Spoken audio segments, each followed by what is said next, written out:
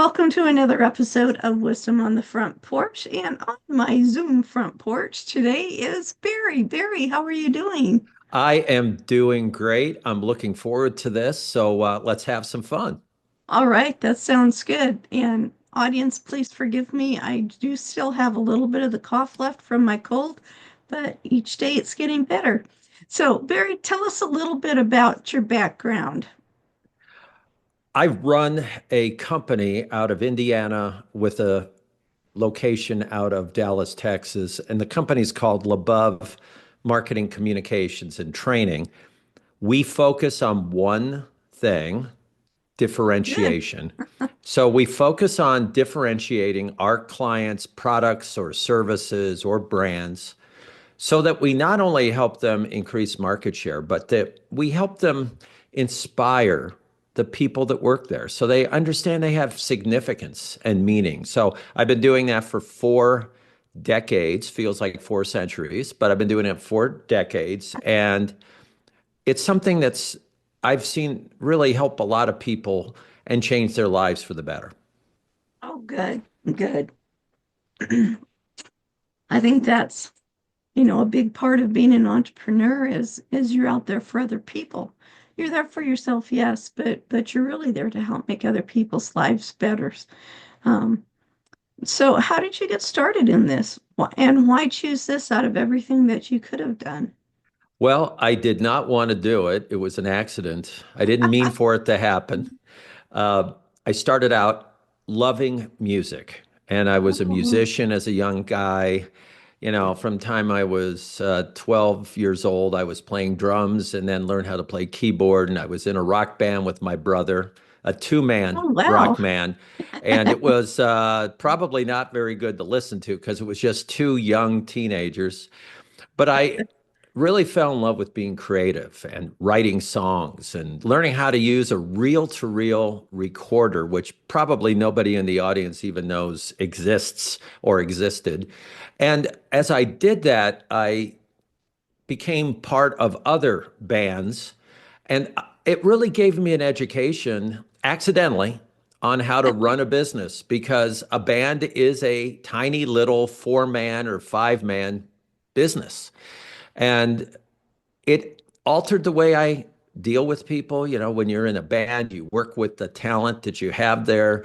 You don't try to make the guitarist play drums. You don't make the Right. drummer sing lead and things you don't do that. You let them do what they do best. That has guided me. So I was in a band and at the same time was doing music jingles for businesses.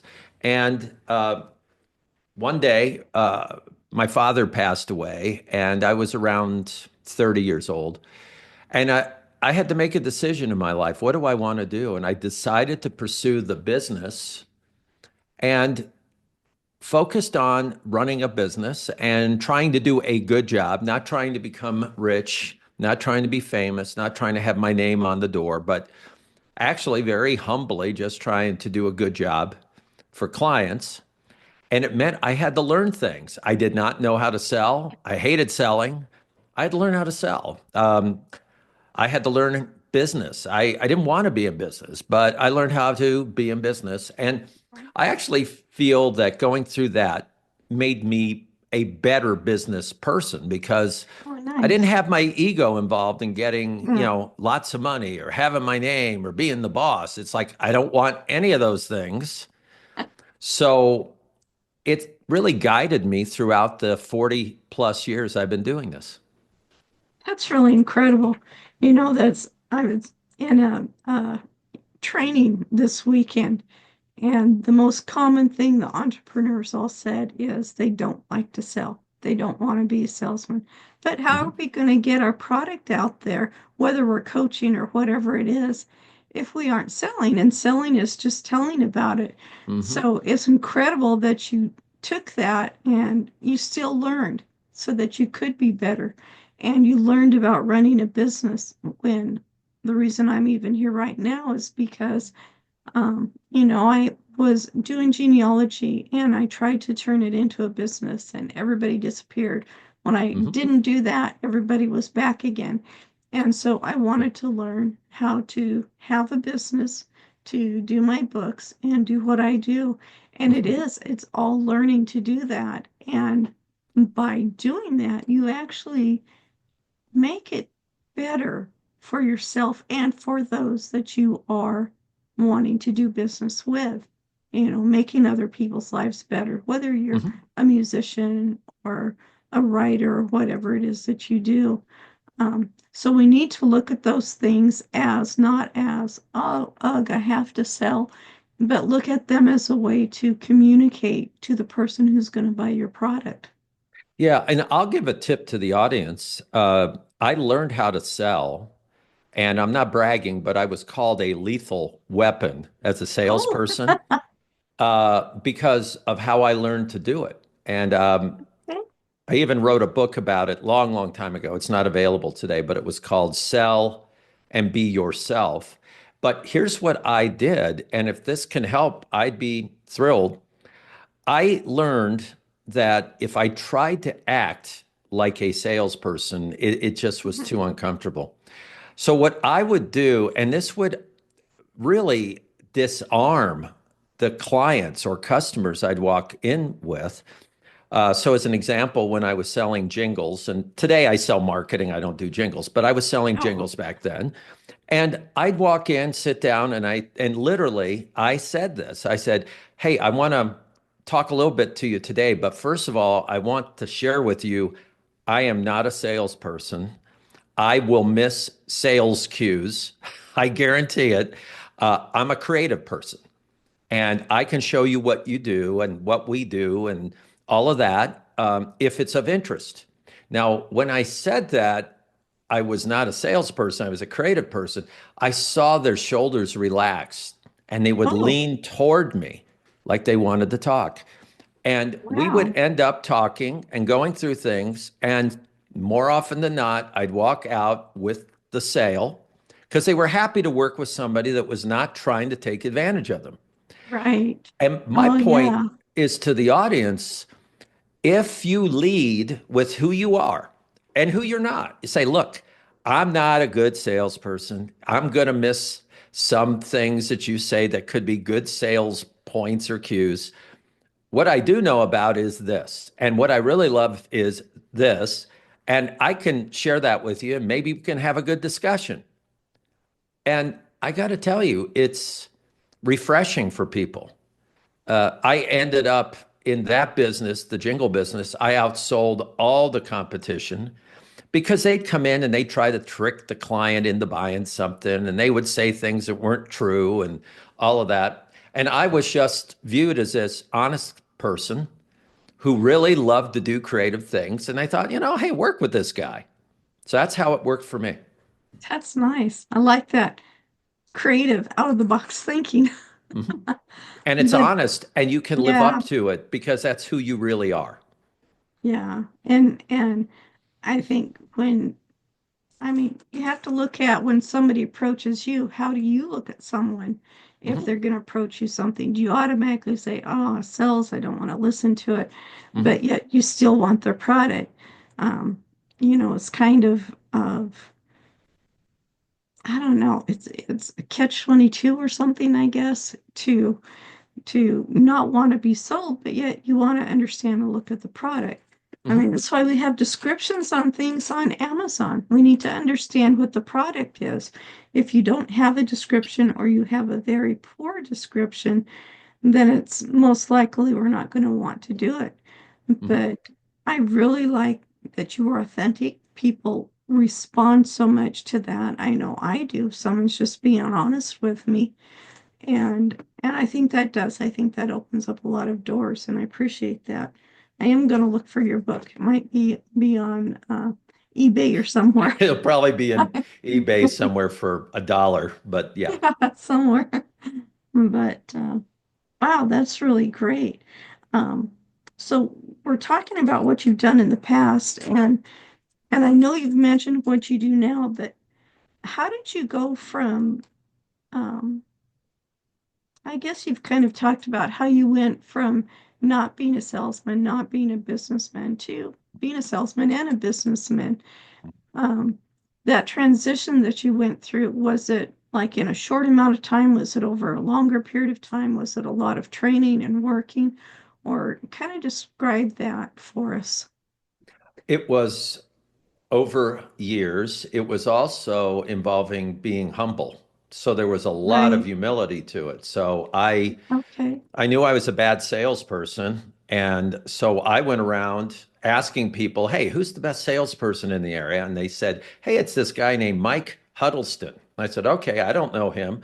And somebody said, well, he works at the TV station. So I said, okay. So I called him up and I said, hey, Mike, you don't know me, but I've heard you're the best salesperson in the area. I'd love to learn from you. Is there any time coming up where I could sit, listen to you? Maybe we could have lunch or something. He Nice. said, well, what are you doing today at 11:30? We can go meet for lunch. I said, today? He goes, yeah. I said, wow, how come so soon? He goes, nobody asked me for my input. Nobody asked me for my expertise. If you want to learn from me, I'm happy to tell you. And Nice. that's what I did. Again, we have entrepreneurs in the audience. It's find somebody that does something great, and you know what? Treat them nice or nicely. Yes. Show them respect. Ask them, can you help me? Yeah. And every once in a while, being an old person now, I get people who go, hey, would you give me some advice on this? And I go, sure. I have yet to say, no, I'm sorry, I'm too important, I'm too busy. Oh, No, wow. I'll help Yeah. anybody. I'll help anybody.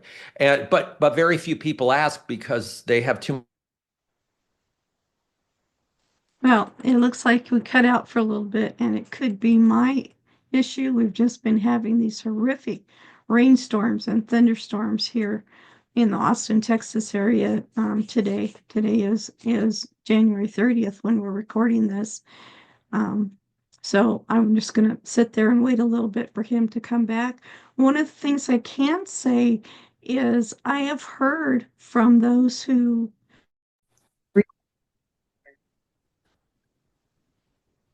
so sorry about that. Yep, I don't know what happened there. Yeah, it's got to be mine. We've been going through a lot of storms here today. Yep, Just wicked rain and thunder, lightning storms. Um, right, but I'll just patch these together.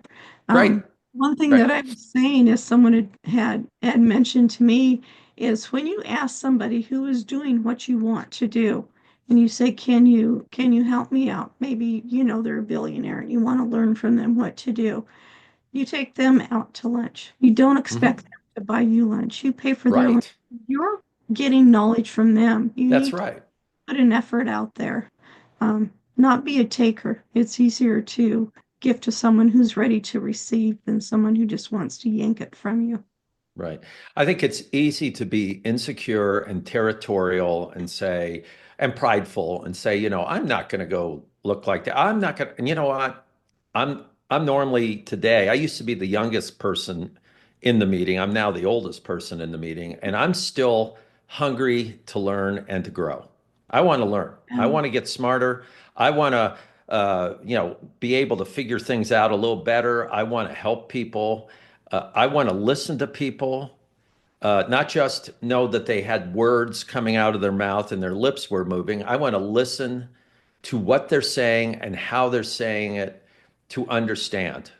yes, And I think you're never done. I think that keeps you about as youthful as you're ever going to be. I agree with that so much. I had a client, and he said this to me. He had an employee who had worked there for 25 years, and the employee quit. And I was young. I didn't, I thought that sounds like a tragedy. I said, "Oh my gosh, you lost 25 years of his experience." And he said, "No, Barry, I lost 5 years of his experience that he repeated 5 times." Oh, So he was somebody who, after a few years, stopped growing. oh, And I want to be someone who keeps growing. I want to be a little better today, little smarter, little more gracious today than I was yesterday. definitely. Yeah, I totally agree with that. And, when I was very young, I was told by people who are now my age, who were my age at the time, and they said, you never stop learning, because Mhm. when you stop learning, that's when you start dying. And I Yep. thought, I was in grade school and I thought that was just the weirdest thing I'd ever heard, Hmm. but it stuck with me And it's because true. I wanted to keep learning. And here I am still learning. Hmm. Right. Yeah. So if tell me about your ideal client.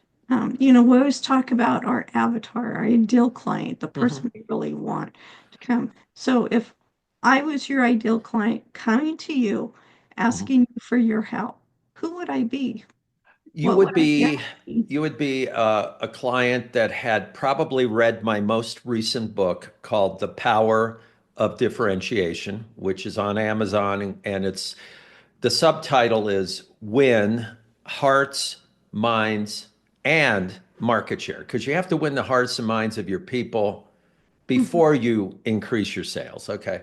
So you would have been familiar with my book and you would have come to talk to me.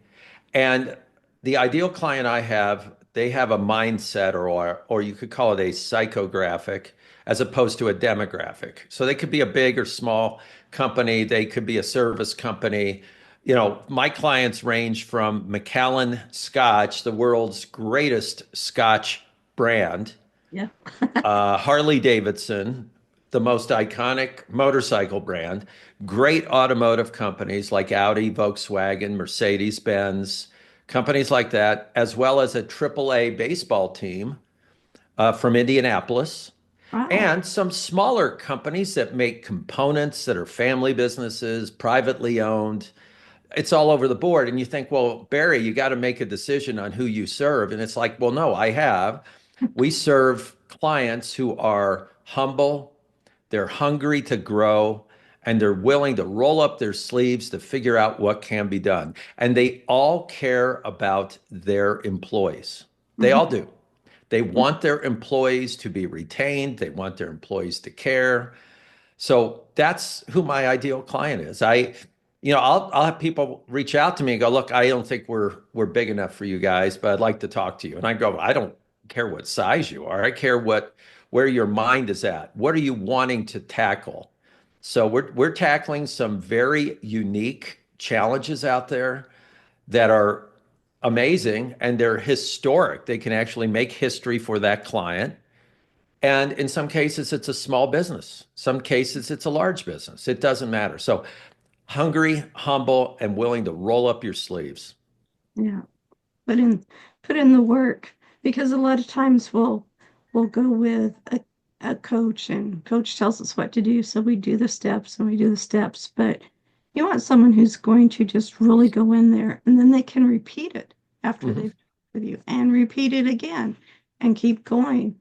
So yeah, that continual growth, that mindset that this is great information, but I'm going to use it so I can get further and further and further again.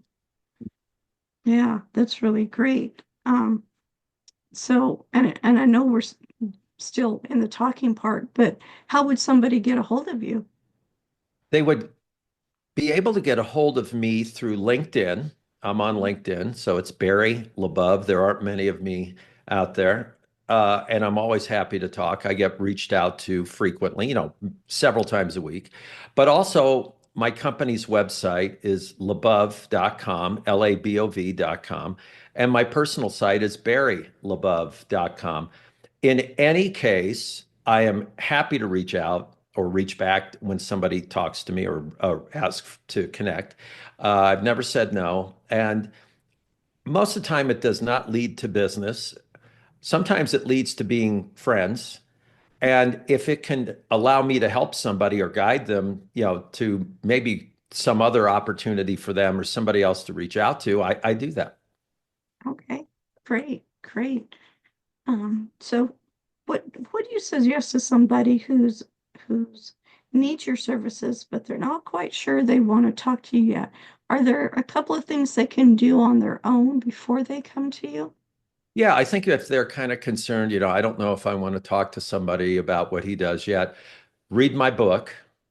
Go to my website. If you don't want to read the book, go to my website and sign up for our newsletter, which goes out every 2 weeks. which is not a sales pitch. It's a bunch of interesting information about really great companies out there. The Great. uh, the newsletter is called YWHY to Wow. So go Y to Wow. And you'll see that you can sign up for the newsletter. We have thousands of people that have signed up. Each one of the newsletters will have a minimum of 800 or more people who open it up and read it. And we're trying to help people. And I get Great. comments frequently. Hey, I love that latest message you have. I love it. I send it to a bunch of my friends. And I go, great. Oh, that's really good. And I think you bring up the good points there that you are serving other people. You're Mhm. not just there to um, you are there to grow business, but you're not just there to make the money. You're there to serve them. You're there to offer value to them. You're there to help them through each of these stages and the best way that you can do that. And, through your book, through the newsletter, through the website. And I think that's really important as entrepreneurs that we look at how can I serve this person? How can I serve the person that I want to lead? And, Right. and what are some of the ways to do that? And Yeah, through that well, serving and help.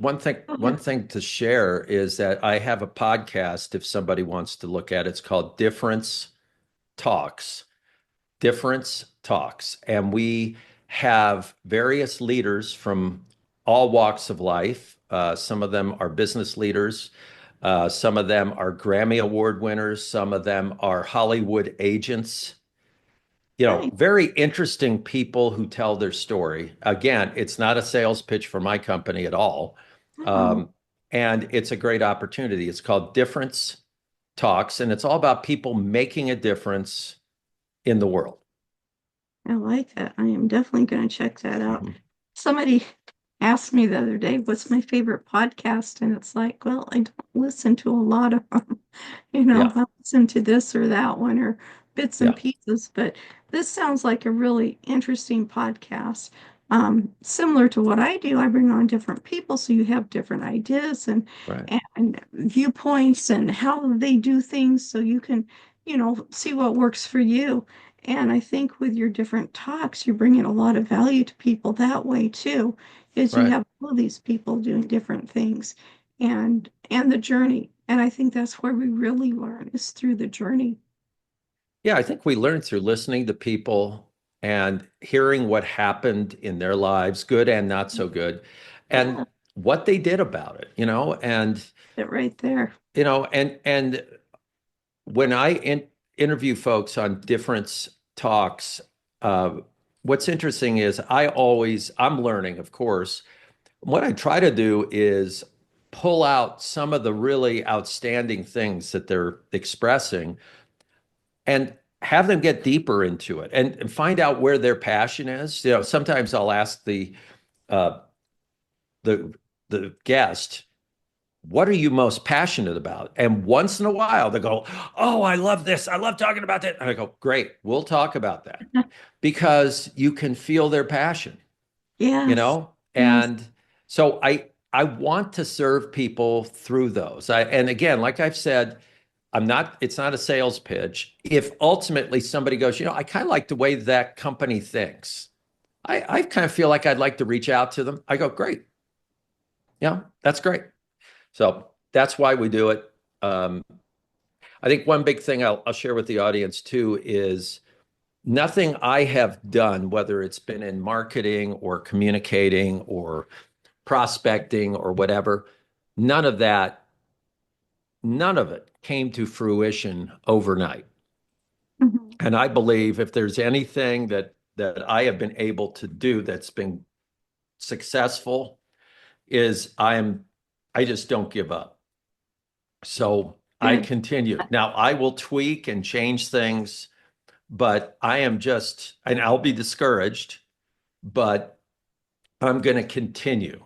And many of my friends who have started in one business or did another thing and whatever and never felt they succeeded, they gave up early. Yeah, My business isn't the business I started to be in. I love what I do, but I didn't know I was going to end up doing this, but I've great. stayed with this. And I just don't give up, you Yeah. know? I had a quote on my wall a few years back. Um, and it was by Harrison Ford, and Mhm. it said, "Stay on the bus. If you just stay on the bus, you would get to the end to where you would be successful." It says Right. too many people would get off the bus because they wanted to go a different direction, or they just got tired of it, or for whatever reason. And the ones that really made it were the ones who stayed on the bus. So I appreciate you saying that, Mhm. yeah, just you keep on going, because it is sometimes it's tough. So what are some of the challenges that you've had to face, Oh, and what I've do been you do about it? uh I faced a lot of challenges. I started out with nothing. As far as money, I had no money, never got a loan, so I didn't have any cash behind me. Started out with zero. Um, I've been fortunate because my wife's been by my side all the way. So without my wife, I never would have been successful. So I've been fortunate there. But I've been told that I have no talent, that I will fail. I have been told that there's no place for what I do. I've been told that the talent I have or whatever is not going to be good enough. I've been told a lot of those things. I've had projects that I was excited to get and only to not get the project, but the client take the ideas and give it to somebody else, Oh, wow. which, that's pretty demoralizing because you come up with a great idea and the client goes, this is good. I'm going to give it to my buddy and they'll do it a little cheaper. And it's thanks a lot, Barry, for your ideas. And it's like, Wow. so what do I do on those things? I stop providing ideas to that company because their policy is we'll take your ideas if we don't like them or don't want to hire you. I'm sorry. And we'll Yeah. take your ideas if we like them but don't want to hire you and we'll give them to someone else. And I openly talked to them and said, I understand that's your policy.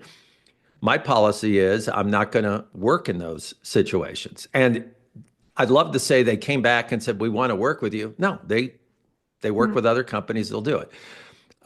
As far as, when somebody's told me, and this has been luckily a few decades ago, but that I have no talent or whatever, I persevered through the support of my wife and maybe a few friends, but mostly my wife. I persevered and just said, okay, maybe I'm not that sharp, but I'm going to keep going. That's how I've done it. So Good. you face things when the recession of 2008 happened. I had clients that literally went out of business. So that meant all the work I was doing stopped. Right. Right. When COVID hit, I had clients that stopped doing business. Oh, And it was challenging during COVID to lay people off, to cut their salaries, to reduce their workload and pay them less. And I gathered all our people together and said, okay, here's the plan. Nobody loses their job. Nobody gets a salary cut. Nobody gets their hours reduced. But we're going to have to work really hard to make sure we can get through this. And we got through it. We did it. And we actually grew during COVID. It was one of our, most successful times. So to me, it's rallying people together sometimes. Sometimes it's just saying, okay, I'm not going to give up just because somebody's attacking me or denigrating me. There are different things, but to me, it's persevering with an open mind saying, hey, maybe they're right about this, or hey, maybe I go slightly over this direction instead of over that direction.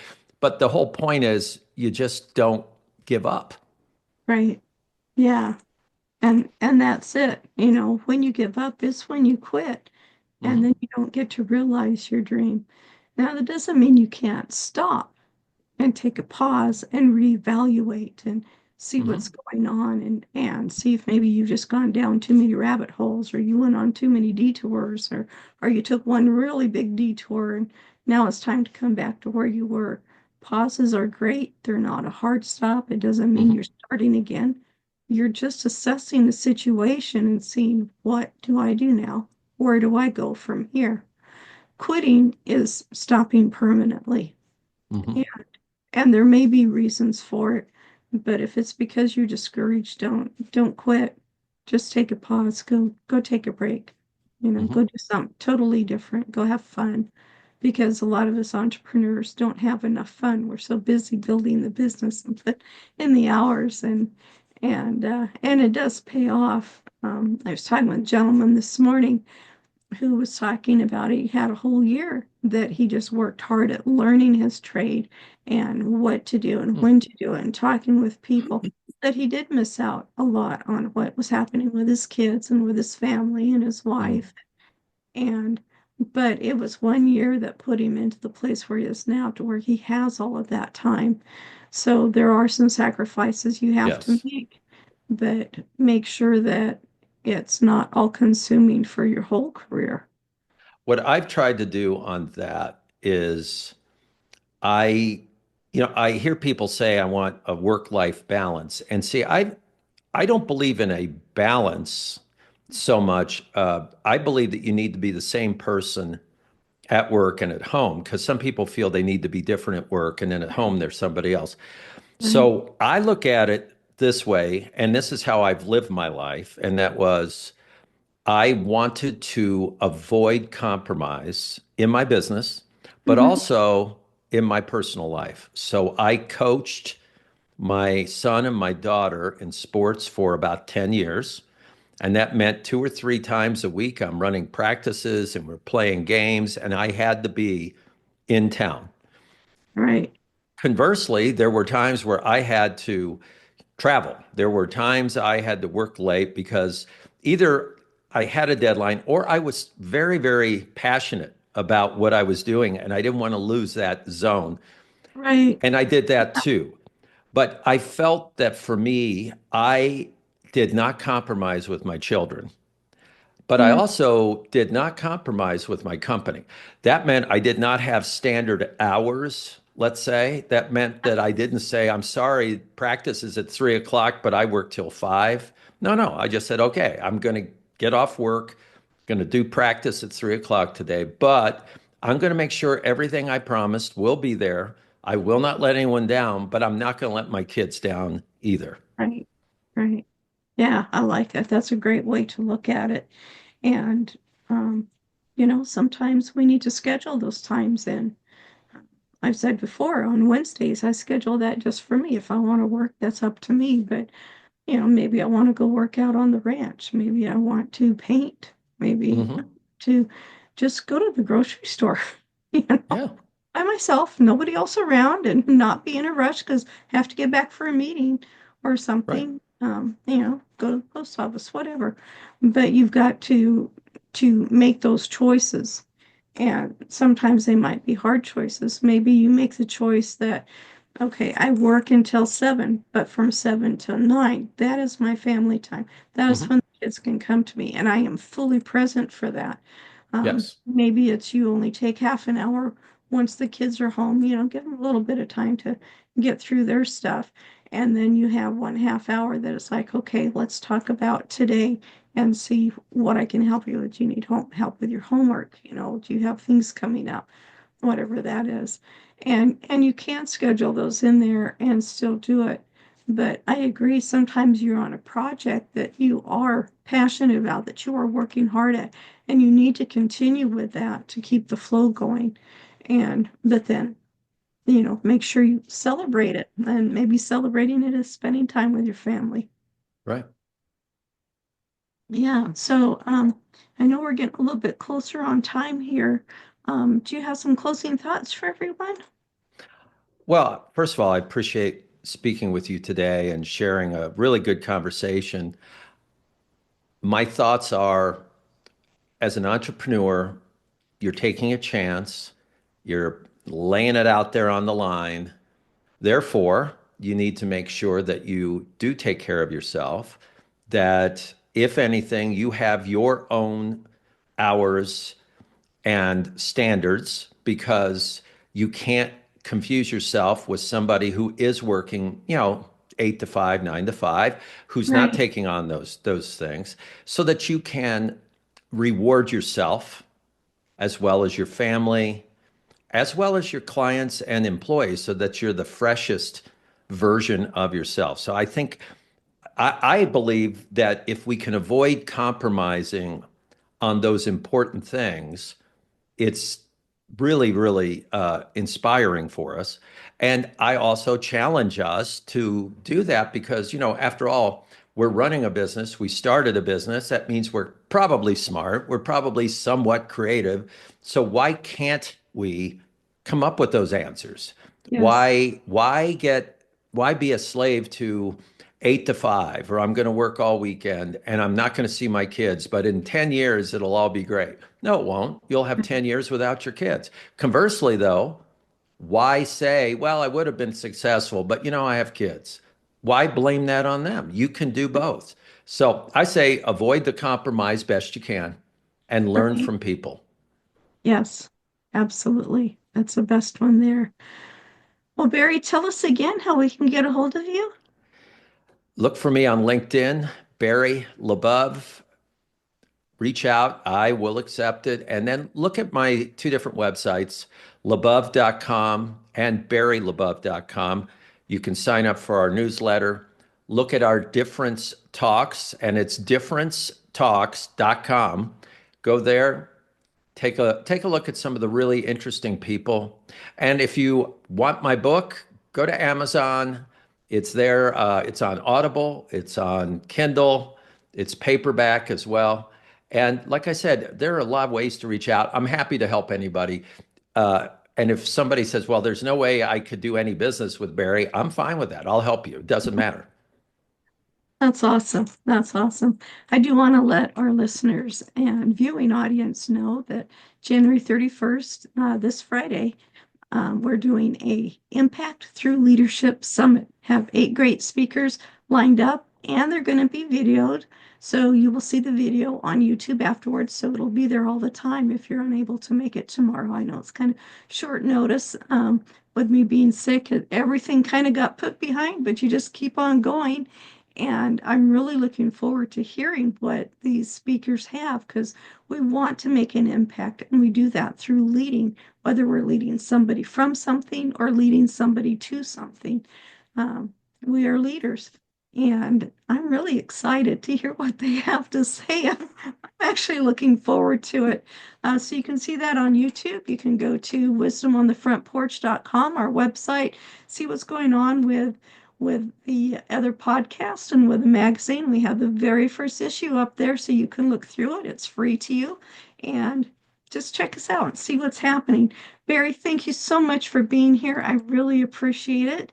And thank you, our audience. And we'll see you next time on Wisdom on the Front Porch.